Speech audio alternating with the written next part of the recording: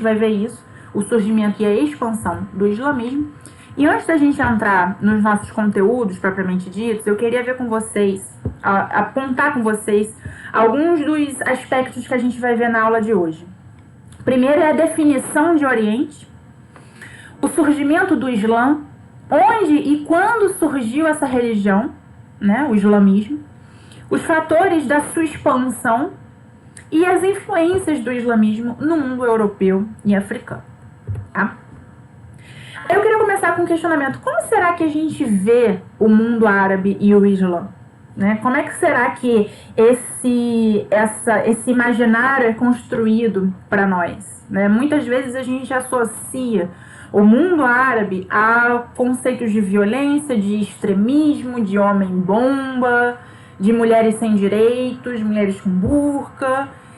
E, infelizmente, esses conceitos eles vão sendo incorporados por nós quase que naturalmente, né? Na mídia, muitas vezes, algumas palavras negativas são associadas ao mundo árabe e a gente vai reproduzindo uma série de preconceitos, né? O que é preconceito? É uma ideia pré-concebida, né? É um conceito que você tem a respeito de uma coisa sem antes conhecê-la efetivamente, né? Então, por isso a importância da gente estudar a história, né? Se aproximar daquilo que no primeiro momento pode parecer um pouco estranho, pode parecer um pouco distante da nossa realidade, né? É a segunda, quando a gente está falando do mundo árabe, a gente está falando de um povo. E esse povo, ele tem como uma religião principal o islamismo. Mas atenção, gente, nem todas as pessoas que são árabes necessariamente tem uma religião e necessariamente essa religião vai ser o Islã, tá? Ser árabe não significa ser muçulmano, ou seja, seguir o Islã. Muçulmano é aquele que segue o Islã, tá? Assim como o católico é o que segue o catolicismo. Então, nem todas as pessoas árabes são necessariamente seguidoras do Islã, mas é uma religião que surgiu entre os árabes. Por isso que muitas das pessoas que são muçulmanas são árabes, tá? É só para vocês terem essa pequena distinção na cabeça. E quando a gente está falando do mundo árabe, a gente está falando de um povo, ou seja, de uma etnia. E muitas vezes a gente se confunde entre o conceito de etnia, nacionalidade e religião. São três coisas que às vezes parecem muito bagunçadas, mas na verdade elas são muito fáceis de identificar. A etnia são laços tanto congênitos, né, laços sanguíneos, consanguíneos, quanto laços culturais, né, de práticas, hábitos culturais, saberes de um determinado povo, de determinados povos, né? E as etnias, elas são muito anteriores ao estabelecimento dos estados nacionais, ou seja, antes de existirem os países no mundo, né, antes de existir essa divisão territorial que hoje a gente conhece, né, que isso foi uma divisão construída historicamente, já haviam diversos povos no mundo, né, com diversas etnias, ou seja, diversas características culturais, de hábitos, de saberes, de linguagens e inclusive características físicas. Então a etnia é como que um povo reproduz práticas culturais e compartilha algumas características físicas, tá? Isso é etnia. A nacionalidade é onde você nasceu. Eu posso ser, por exemplo, uma pessoa árabe, meus familiares são árabes, e, no entanto, eu nasci na França, eu nasci no Brasil, eu nasci na Turquia. A nacionalidade vai de onde eu nasci. A etnia é aquilo que eu carrego no meu sangue, o que eu carrego comigo, a minha cultura, tá? Que diz respeito a uma história que veio muito antes de mim, né? Dos povos que vieram antes de nós, tá? E a religião é como eu exprimo a minha fé. Se eu tiver uma fé, se eu tiver uma religião, é como eu vou, é uma escolha que eu vou fazer ao longo da minha vida, tá?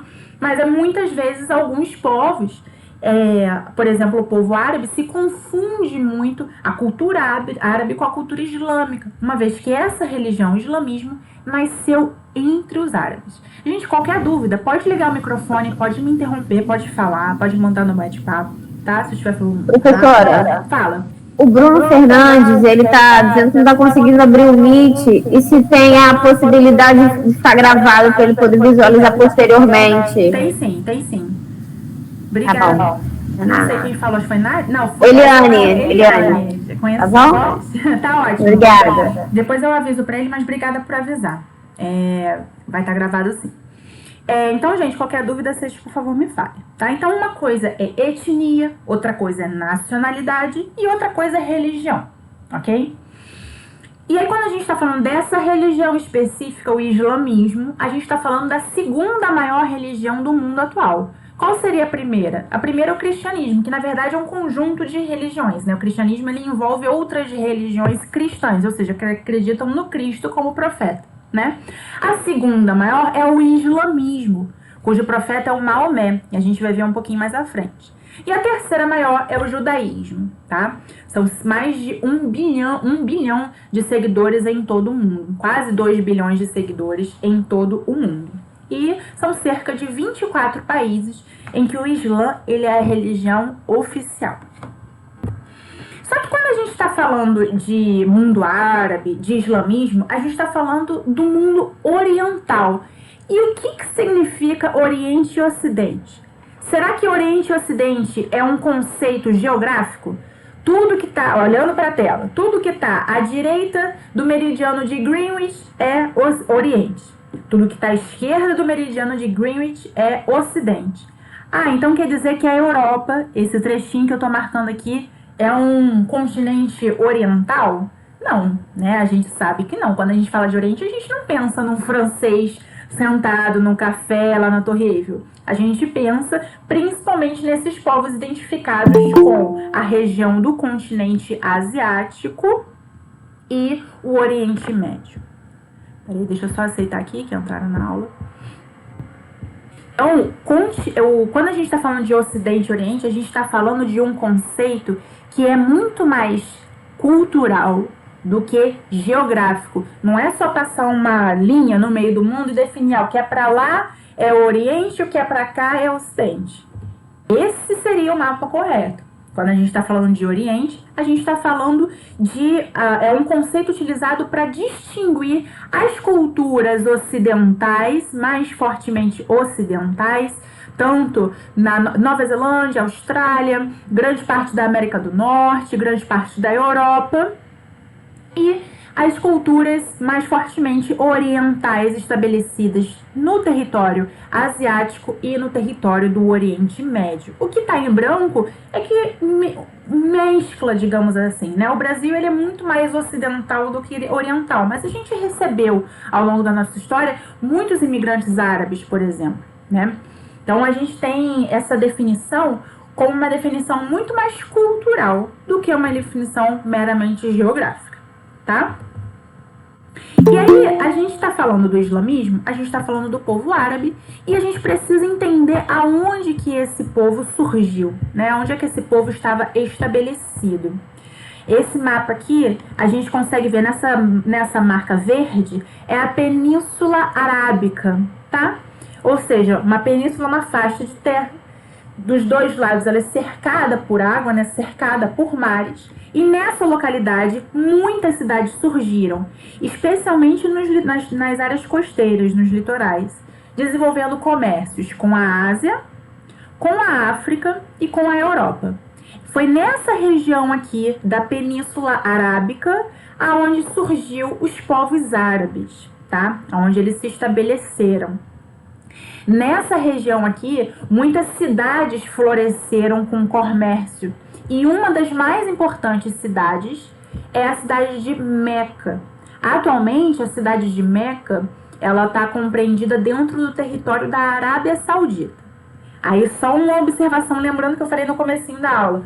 Todo mundo que todos que são árabes é porque nasceram na Arábia Saudita? Não, a Arábia Saudita é um país cuja maioria da população é árabe, mas a gente tem vários países. Tanto uma boa parte dos países do Oriente Médio, Iêmen, Iraque, Irã, Israel, como países já no continente asiático. Indonésia, própria Índia, a gente tem Tailândia, uma especificidade grande desses árabes em vários países, tá? Mas inicialmente eles surgiram aqui, nessa região da Península Arábica, ok?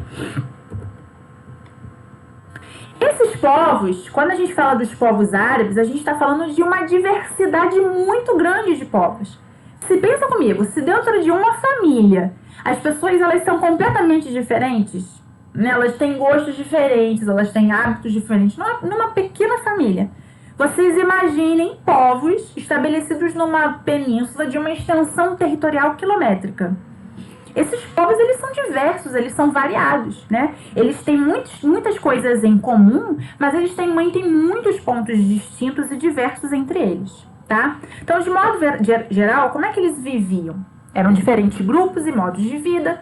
A gente tem os nômades beduínos, que eram os comerciantes que atravessavam longas distâncias para estabelecer relações comerciais com cidades nos territórios, tanto europeu, quanto africano, quanto asiático. Eles cruzavam os desertos em camelos. Esses eram conhecidos como os nômades beduínos. Os agricultores dos oásis, as regiões onde tinha uma facilidade de captação de água, consequentemente uma facilidade de irrigação da agricultura e o estabelecimento, então, de uma atividade agrícola.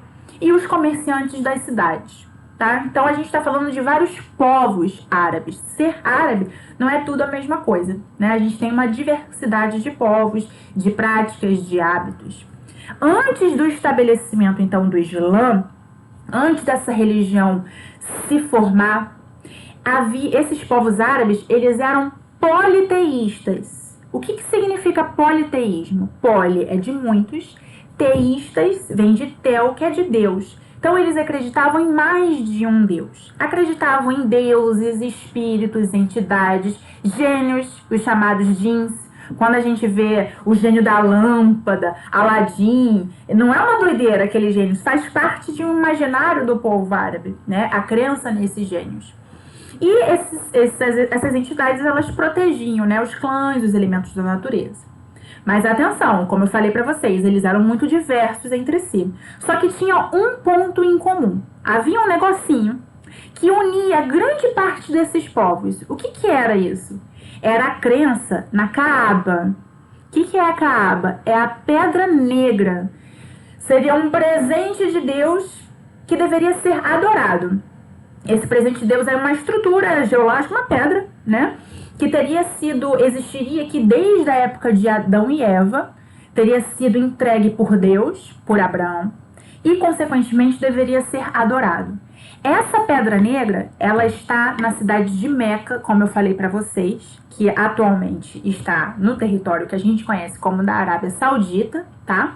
E ela é o destino das peregrinações anuais. Ou seja, todos os anos, os muçulmanos, ou aqueles que seguem o Islã, eles precisam peregrinar até a cidade de Meca. Nessa cidade só entra muçulmano, inclusive.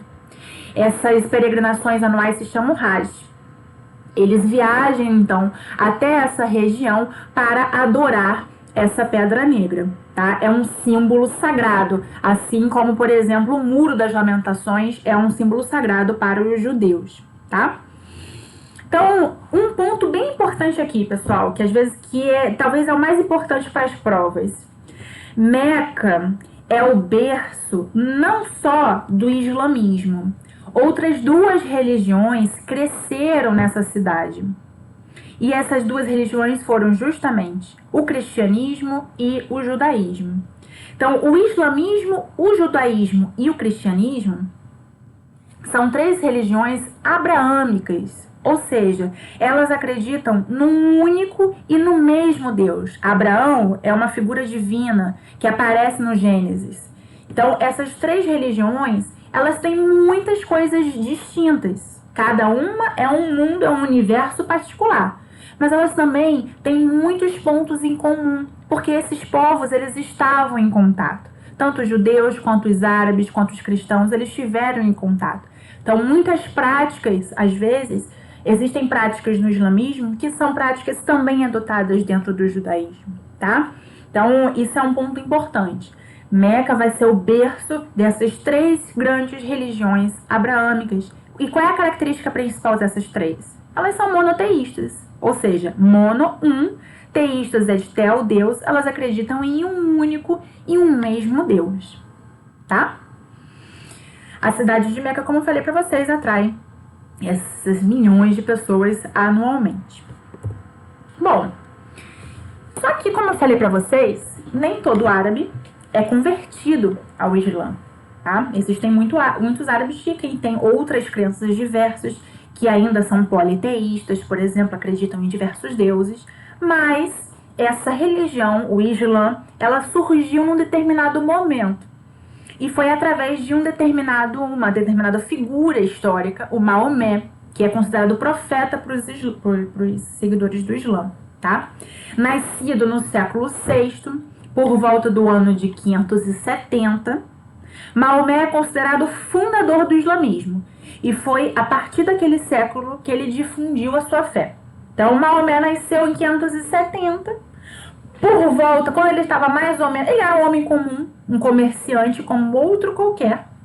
Só que por volta dos 40 anos de idade, ele teria recebido uma iluminação. O anjo Gabriel teria descido dos céus. O anjo Gabriel é o mesmo que anuncia a Maria a chegada de Jesus Cristo na Bíblia, né? Então ele teria descido dos céus, abraçado Maomé, e então ele começou a recitar os versos que hoje compõem os fundamentos do Islã. A partir de então, a gente pode estabelecer que o islamismo foi fundado.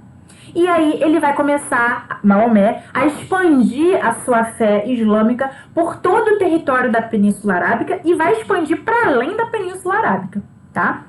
Aí algumas curiosidades. Alá não significa Deus. A gente às vezes brinca, né? Falando que Alá é Deus. Alá não significa o nome de Deus, até porque os árabes não pronunciam o nome de Deus. Alá significa o Altíssimo. Islã significa submissão total a Deus. E muçulmano é aquele que se submete a Deus. Assim como a gente tem livros sagrados em várias outras religiões, como no catolicismo a Bíblia, para os islâmicos a gente tem o Corão. O Al-Corão é Al-Eo, né? Então o Corão, Al-Corão, é o livro sagrado do Islã, né? Onde estão todos esses versos que Maomé teria recitado.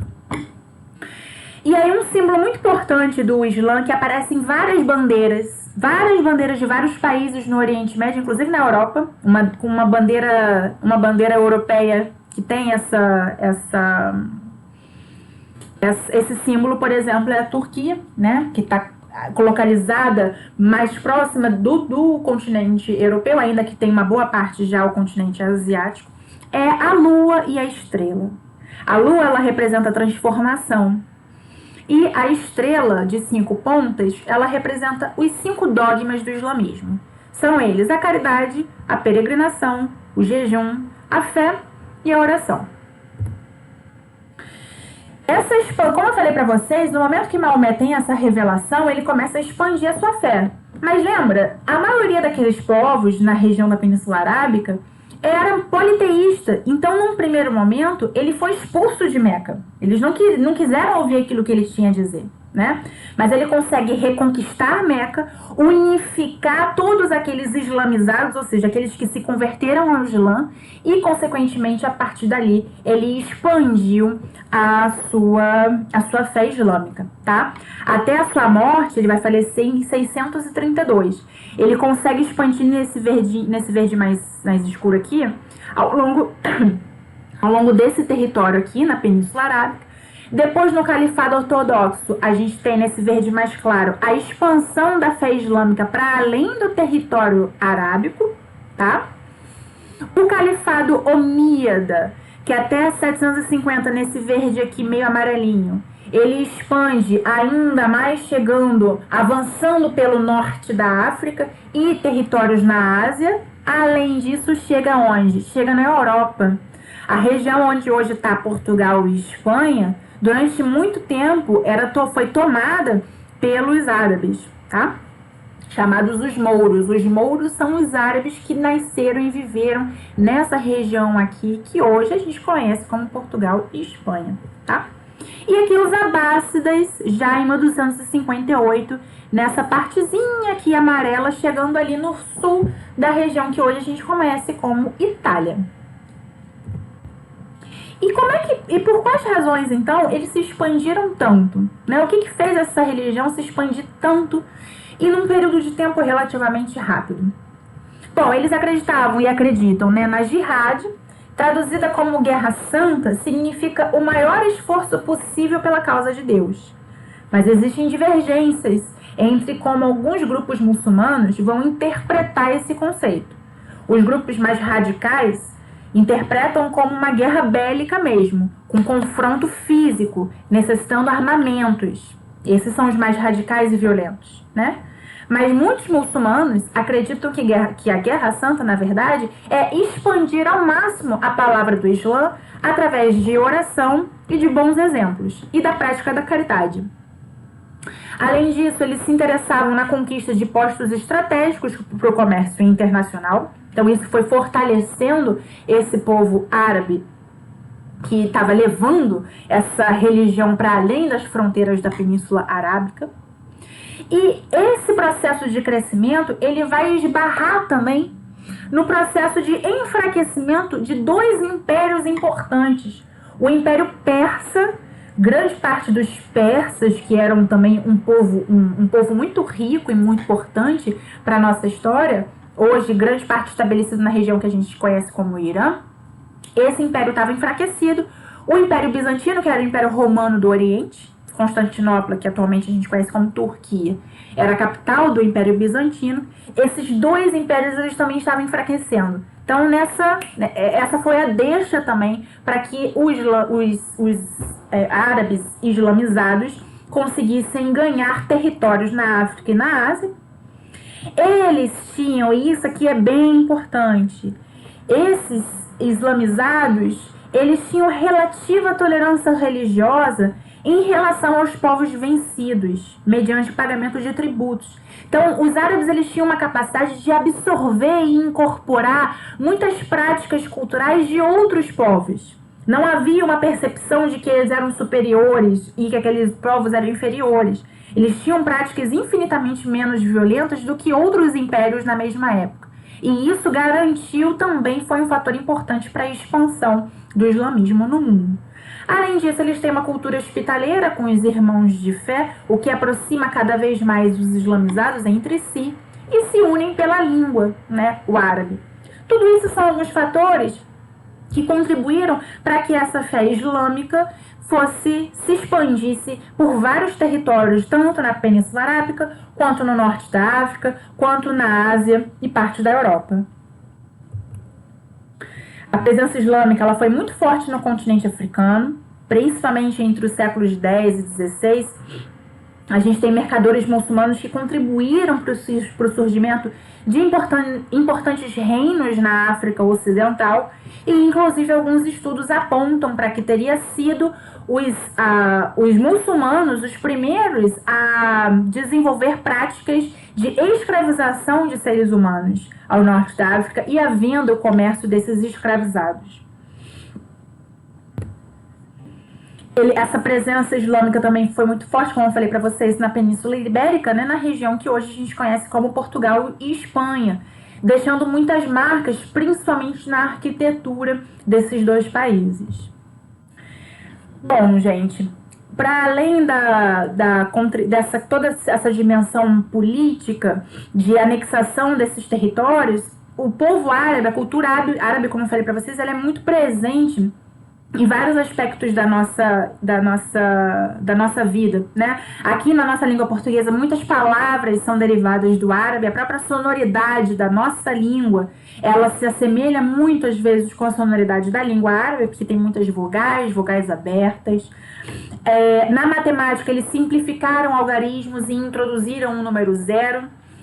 Mas, além de técnicas agrícolas que melhoraram muito a capacidade produtiva em vários territórios ao longo da história da humanidade, técnicas de navegação, como por exemplo a bússola e o astrolábio, foram invenções dos povos árabes.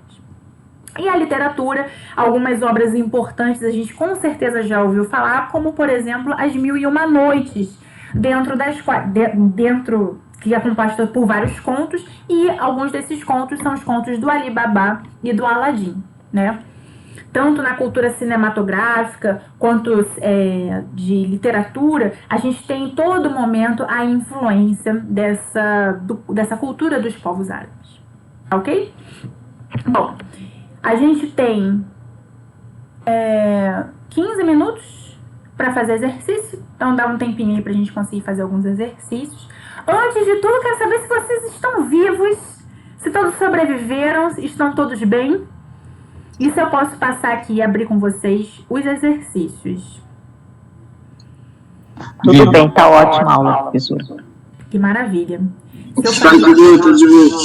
Perfeito, professora. Show.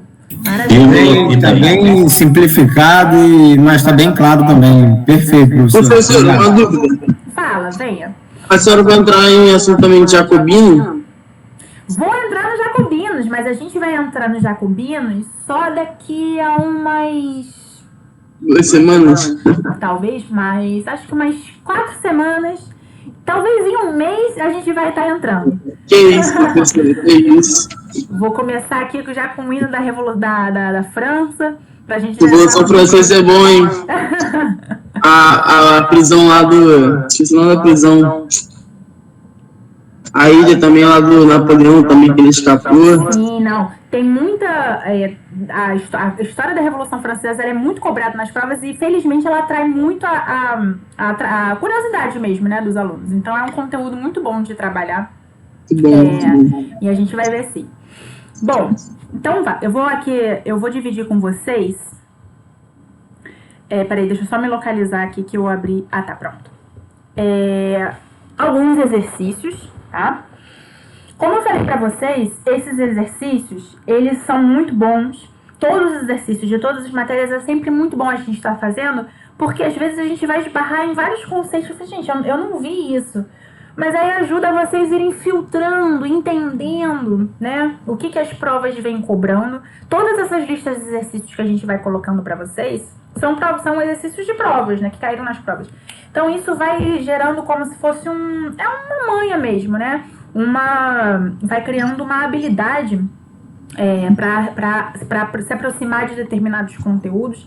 E essas questões aqui, elas nem têm tantos textos. Mas vocês sabem que no Enem tem textos bem longos às vezes, né? Então, o exercício da leitura é sempre muito bom, sabe? O exercício, é claro que assistir série, ver filme, ouvir música, tudo isso é importante.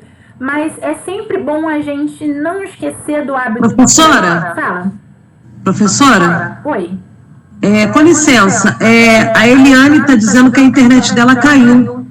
Ah, que pena. Não, mas tudo bem. A aula vai estar gravada, depois eu vou mandar mensagem para ela no privado. Aí ela consegue assistir sem problema. Quem tiver com problema com a internet, fica tranquilo que a aula está sendo gravada, então é mais um material que vocês têm aí. Mas obrigada para quem me avisou. Que eu tava falando? Ah, tá. Então, assim, a gente tem muitos textos. Então, é sempre bom desenvolver o hábito da leitura, tentar desenvolver o hábito da leitura, pequenas coisas, seja uma matéria, né? Às vezes a gente, com coisa de celular, a gente às vezes só lê a chamada, né? Só lê a matéria. E isso acaba deixando a gente com o cérebro preguiçoso, né? E quando a gente se depara com uma questão que tem mais texto, isso cansa muito, né? E aí a prova fica muito mais um exercício de resistência do que, de fato, um momento de você testar os seus conteúdos, né? O seu conhecimento. Então fica aí a dica, tá? Vamos lá. Eu vou ler para vocês. Professora, só um minutinho. Eu já tinha respondido aqui, eu fui abrir aqui para ver as minhas respostas, mas está aparecendo um formulário em branco. A gente não consegue consultar nossa resposta depois? Boa pergunta. Deveria ter que... Eu também fiz isso. Né? Eu vou perguntar vou perguntar pra alguém, porque eu não sei. Eu ia perguntar pra menina que fez, mas eu vou perguntar pra alguém dos mediadores lá de história pra ver se isso é um problema, se a gente pode... porque a gente já fez outras atividades usando esse Google Forms, né? E nas outras dá pra ver depois a resposta tá marcada. Então talvez tenha sido a configuração do formulário da Monique, que foi ela que fez a Monique foi a mediadora que gravou essa videoaula, né, sobre o Islã. Poxa, Mas a nossa exercício fica salvo pra vocês, não fica? Fica, sim, pra gente fica. A gente consegue ter acesso às respostas, fica assim. Então era só isso. Mas aí, gente, eu vou sempre carregar pro Google Sala de Aula também a versão em PDF. Porque aí, essa versão vocês conseguem registrar, uma vez que vocês submetem, vocês não perdem, né? Então vocês podem ter o PDF em mãos, e aí pode marcar no caderno, ou às vezes no próprio PDF, no próprio celular ou no computador, vocês conseguem marcar e iluminar. E às vezes pode ser mais fácil para vocês não perderem, né? Não perderem a resolução de vocês. Beleza. Show. Então vamos lá. Eu vou ver isso, tá? Obrigada por avisar. O islamismo, religião fundada por Maomé e de grande importância na unidade árabe, tem como fundamento... Então ele quer saber aqui qual é o fundamento do islamismo, né? Um dos elementos mais importantes dessa religião. O monoteísmo, influência do cristianismo e do judaísmo, observado por Maomé entre povos que seguiam essas religiões. B. O culto dos santos e profetas através de imagens e ídolos. C. O politeísmo, isto é, a crença em muitos deuses, dos quais o principal é Alá. D. O princípio da aceitação dos desígnios de Alá em vida e a negação de uma vida após morte.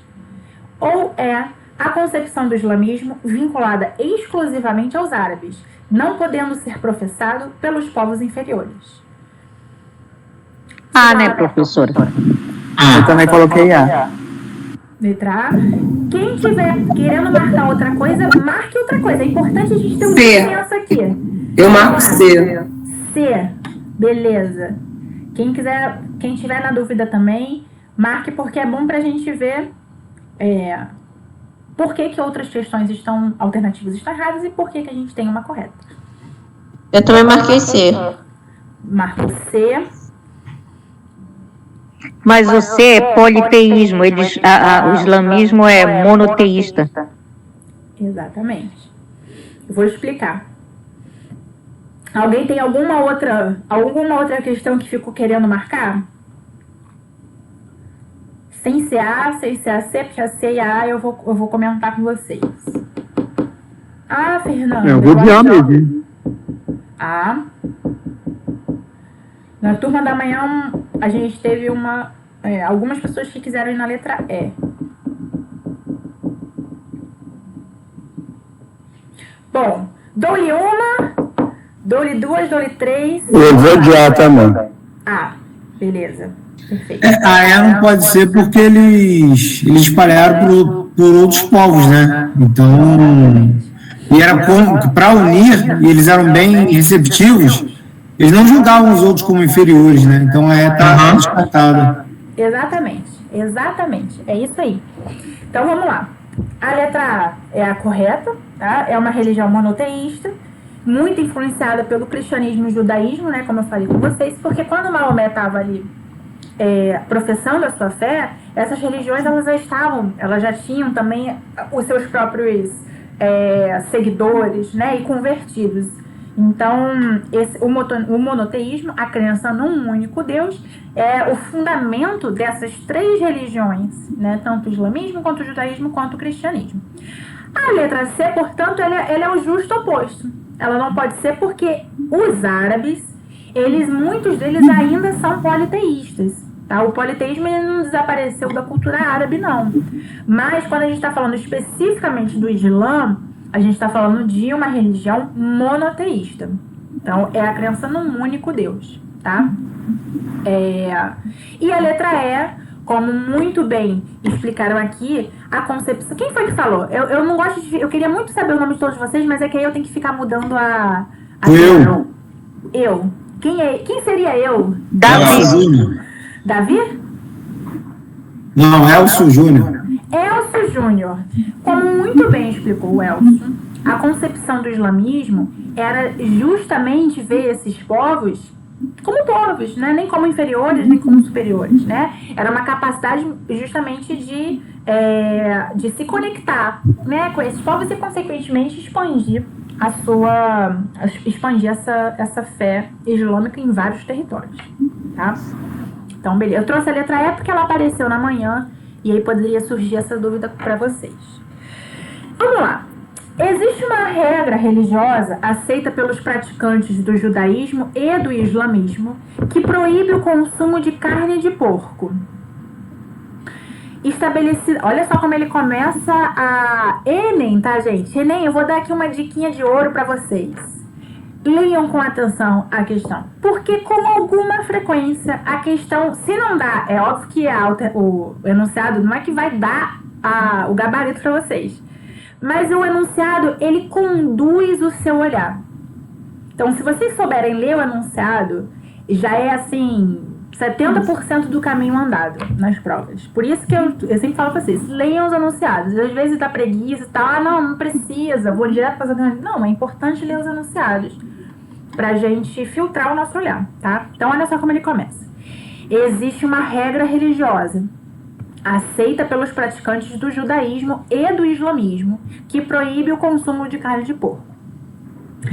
Estabelecida na antiguidade, quando os judeus viviam em regiões áridas, foi adotada séculos depois por árabes islamizados, que também eram povos do deserto.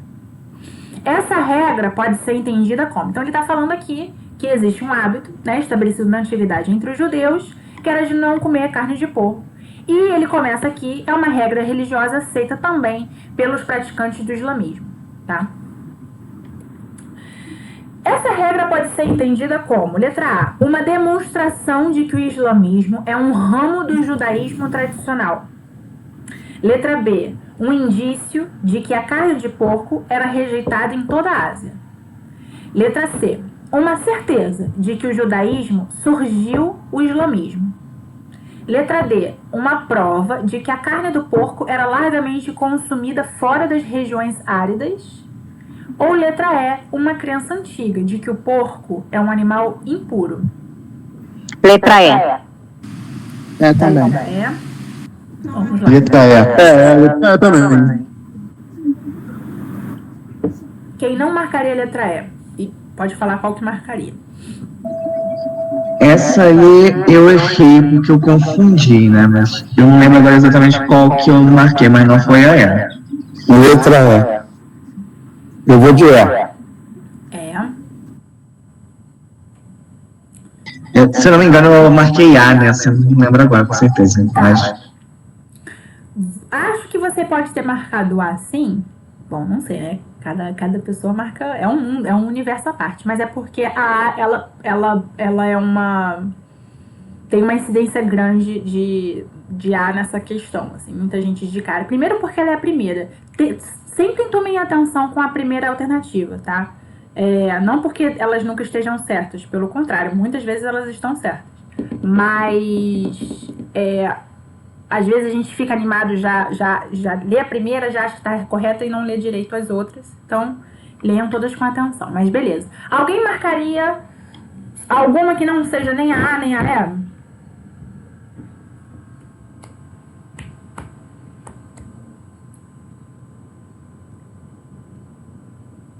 Dou-lhe 1, 2, 3. Vamos lá então. A correta é a letra E. E aí, por que não é... Vamos supor que a letra A também tivesse sido marcada, tá? O islamismo não é um ramo do judaísmo tradicional. Quando a gente fala que essas três religiões, elas têm um elemento em comum, né? Elas são três grandes religiões abraâmicas, monoteístas. Isso não significa dizer que uma derivou da outra.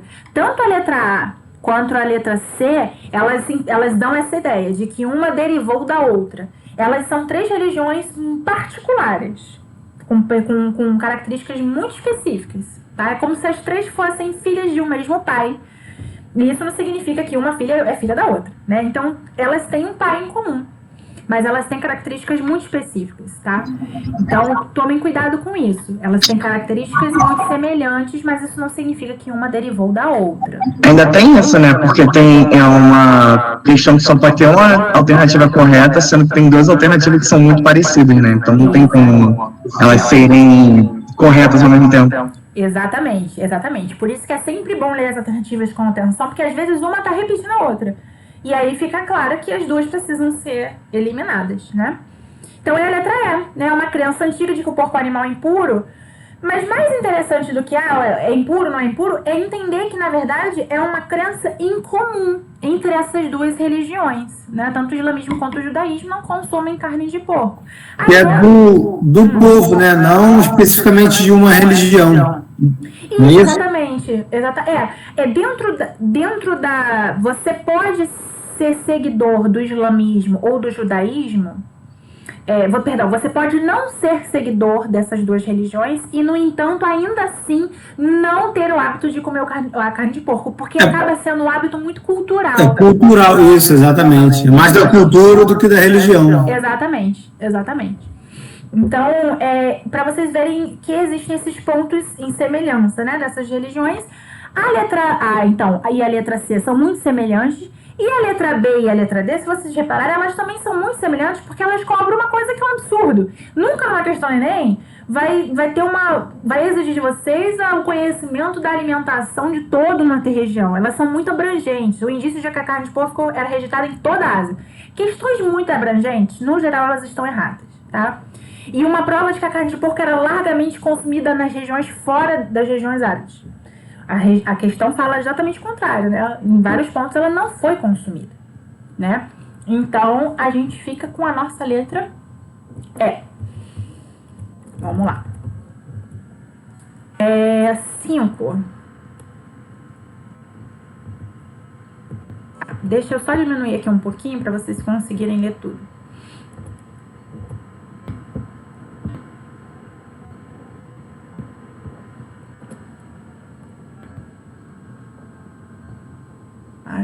Deixa eu diminuir mais um pouco, gente, peraí. Pronto, agora vai. A presença islâmica na Península Ibérica, na região de hoje é Portugal e Espanha, estende-se desde 711 e data da Batalha de Guadalete, quando os visigodos foram vencidos pelos invasores árabes, até o século XV, quando em 1492 os reis católicos da Espanha conquistaram o Reino de Granada, último núcleo muçulmano da península. Tal convivência entre as culturas ocidental e árabe, em um mesmo espaço geográfico, durante cerca de 7 séculos, teve como consequência principal. Então ele está falando novamente sobre essa convivência, né, entre povos distintos. Qual teria sido a consequência principal dessa convivência? A realização de uma síntese cultural que gera, nos séculos medievais, uma cultura peninsular, ou seja, da Península Ibérica, mais pobre do que em qualquer outra parte da cristandade ocidental, ou seja, por conta do contato com os árabes, a cultura estabelecida ali na região da Península Ibérica seria mais pobre do que o restante da Europa. B. A interpretação e atualização da cultura clássica na cristandade ocidental através da contribuição dos árabes. Letra C. Uma simpatia permanente entre... Deixa eu só colocar meu fone, gente, que meu cachorro, ele às vezes dá o ar da graça. Uma simpatia permanente entre cristãos e árabes. Uma simpatia permanente entre cristãos e árabes que limitou o movimento das cruzadas na Terra Santa. Letra D. O atraso na Península Ibérica nas ciências ditas experimentais, medicina, astronomia, matemática, cartografia e geografia. E letra E. O desenvolvimento de um estilo artístico nas mesquitas que privilegia as representações de figuras humanas. Qual seria, então, a característica, a consequência principal da relação entre árabes e esses católicos europeus da Península Letra B. Ibérica? Letra B. B de bola. Show. Vamos ver quem mais. Pode ver. D de dado? Sim. Tá.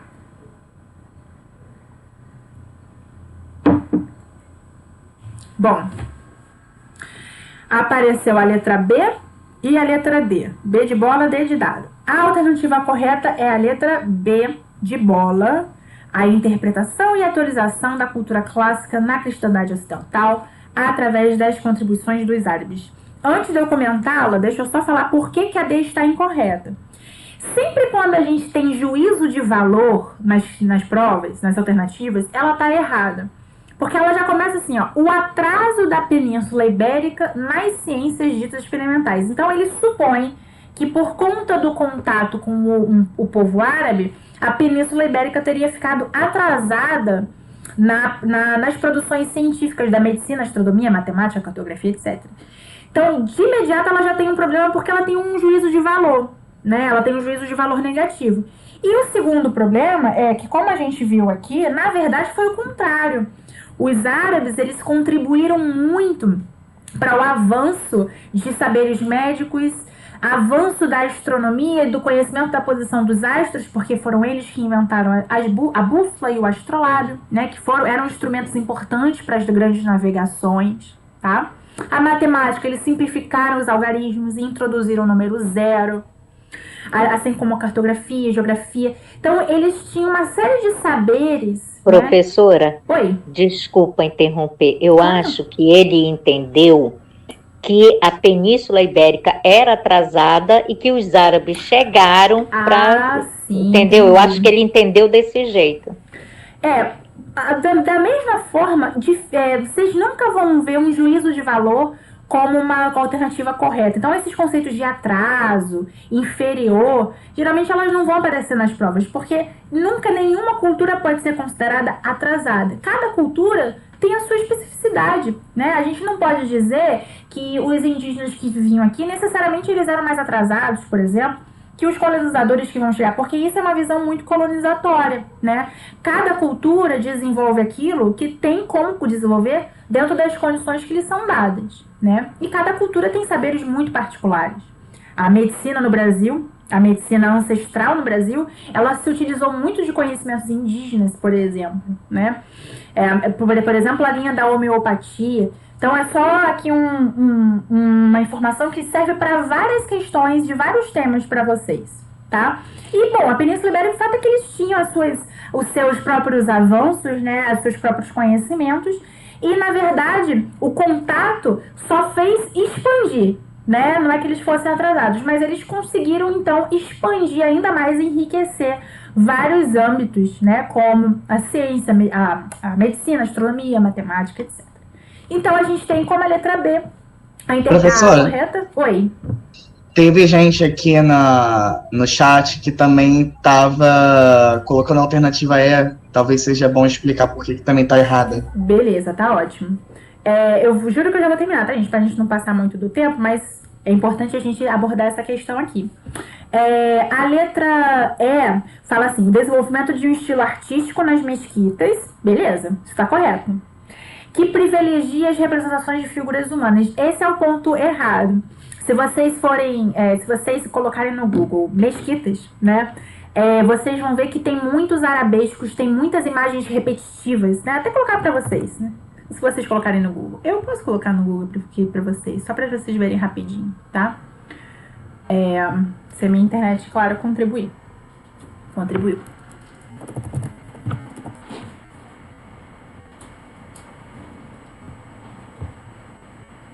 Não, gente, a minha internet não vai contribuir, ele tá travando. Bom, depois vocês colocam lá no Google pra gente não perder tempo. Existem muitas figuras geométricas. As figuras geométricas, elas fazem muito parte dessa arte, principalmente decorativa dessas mesquitas, né?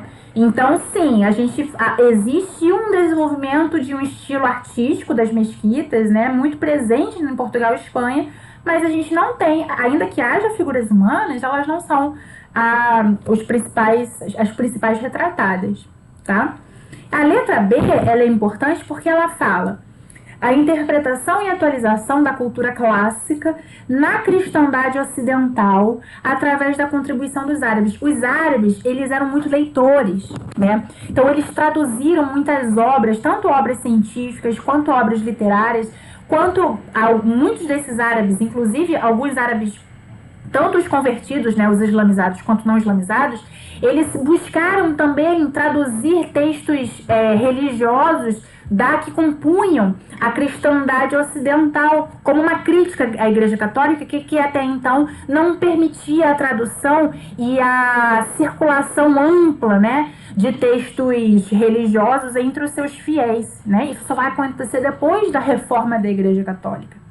Então, os árabes, eles dão essa mexida ali nas bases dessa cristandade ocidental, atualizando e interpretando vários textos, várias obras da cultura clássica. E isso foi uma contribuição importante deles. Tá bom?